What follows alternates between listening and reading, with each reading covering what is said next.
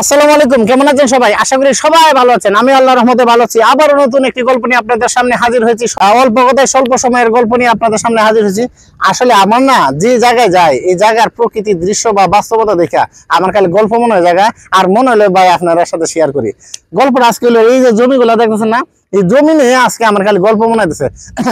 এই গল্পটা ছোটবেলায় পড়ছিলাম, হয়তো বা অনেকে শুনে থাকবেন। গল্পটা হলো এরকম যে এক কৃষক, তার বাবা মারা গেছে বহুদিন আগে।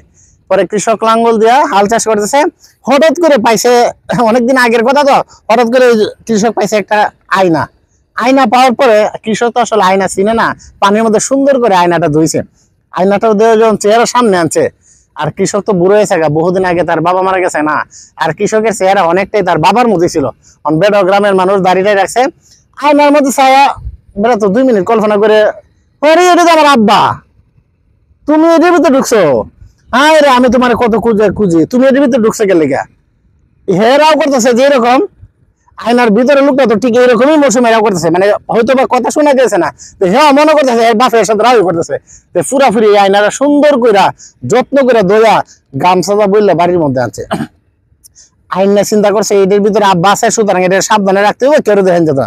এই বেটা কি করছে, রান্না করে চালও নিয়া সুন্দর করে সাঙ্গের মধ্যে তুইছে।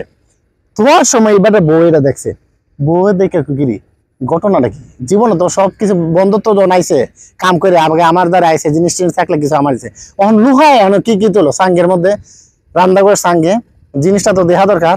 আজকে থেকে রান্না করে আইবা না, রান্না করে আই সাঙ্গের মধ্যে দেখবেন একটা মূল্যবান জিনিস রাখছি, সাবধানে এই জিনিসটা ধরবা না।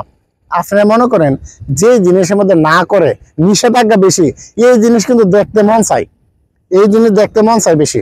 পরে কি করছে, কৃষক চলে গেছে গোসল করতে, বেডে আইছে, কৃষকের বউ আইছে, বেডে আয়া দেখছে যে ভিতর কি রেডি কি তো সাঙ্গের মধ্যে গামছা পেঁচাইল, বলা খুললে দেখে ওমা বেরিয়েছে এরা। তখন বেরিয়ে তো মিজাজ গরম, হ্যাঁ এই বেডির সাথে তোমার সম্পর্ক, এই জন্য এই বেডি তুমি সুন্দর করে আনো সাজে রাখছো। ওই যে বেরিয়েছে এরা যে আয়নার মধ্যে বাঁচতেছে, বেডি এই বেডির সাথে তোমার সম্পর্ক, এই জন্য তো তুমি আমার এটা না করছো।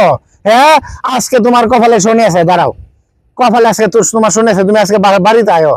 এই কথা দেখে বেডি মহিলা আল্লাহ চিল্লাইতেছে, মহিলা শাশুড়ি বাইরেছে, শাশুড়ি বাইরে জিজ্ঞাসা বউ কি হয়েছে, কি হয়েছে আপনার ছেলে দেখছেন কি কামটা করছে এই বয়সে, কি কাম করছে, ওই যে দেখেন কি কাম করছে, এই যে দেখেন এক মহিলার সাথে রিলেশন সম্পর্ক, এই যে মহিলার সাথে সম্পর্ক দেখেন আপনার ছেলে কামটা কি করছে, এই মহিলার সাথে সম্পর্ক আপনি দেখেন। ফ্রি বেডি কি করছে, বেডি আয়নাটা দিচ্ছে, বেডি আয়না দিকে করছে, হ্যাঁ আরে গোলামি ফুট করছিলে তুই একটা জোয়ান থেকে করছে, আমার মতো বুড়ার সাথে তুই প্রেম করতে গেলে কেন? এই যে বেটা দেখবো আমার মতো বুড়া দেখা যা, ওই যে বেটার মা যে আয়না দেখতেছে, আসলে তখন আয়না আবিষ্কার হয় নাই। তো বিষয়টা হলো ভাই এরকম, অনেক সময় অনেক কিছু বুঝার ভুলের মধ্যে অনেক কিছু হয়ে যায়। যাই হোক, আশা করি এই গল্পটা আবার আপনাদেরকে পুনরায় স্মরণ করে দিলাম। এই গল্পটা অনেকের জানা, ইনশাল্লাহ ভাই আবারও নতুন কোনো গল্প নিয়ে আপনাদের সামনে হাজির হব। চোখ রাখুন অ্যালফাবেট ক্লাসরুমের সাথে। ধন্যবাদ সবাইকে, আসসালামু আলাইকুম।